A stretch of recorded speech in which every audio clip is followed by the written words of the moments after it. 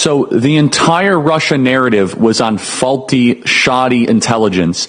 Is that also included in what some of the skeptics or some of the critics would say? Because they say, well, Bob Mueller found in 2019 all these different reports of Russia trying to influence the election. But we're not contesting, though, at least from my understanding, that Russia was trying to sow discord or chaos. I think that's well received and well accepted.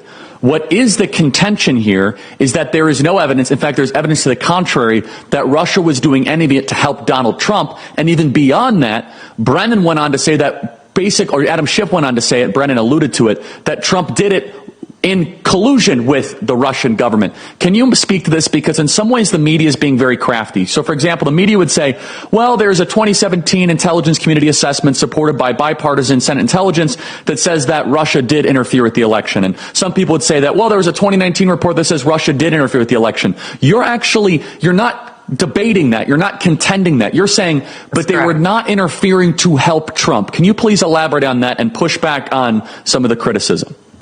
Yeah, Charlie, thanks. That is the important point here. And I think it should also be of note that this is where the critics of what we revealed are going to. This is where President Obama's team and Senator Warner and other members of Congress are going to that exact point. They're saying, hey, look, nothing to see here. Everybody knows and agrees that Russia tried to meddle in the 2016 election. I don't disagree with that statement. Here's the point of distinction.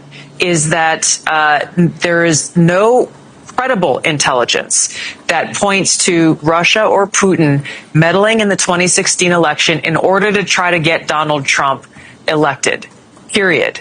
And I think one of the most significant pieces of evidence that was revealed in that report we released yesterday is the fact that Russia claimed to have very, very damaging information, high-level DNC emails relating specifically to Hillary Clinton's physical and mental health, and DNC leaders questioning whether or not, if elected, she would even be capable of carrying out the duties of the presidency.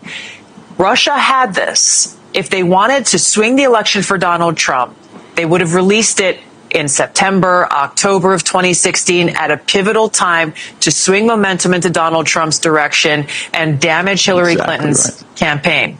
They did not do that deliberately. They understood that Hillary Clinton would likely be the inevitable president of the United States. They didn't think Trump could win, like a lot of other people.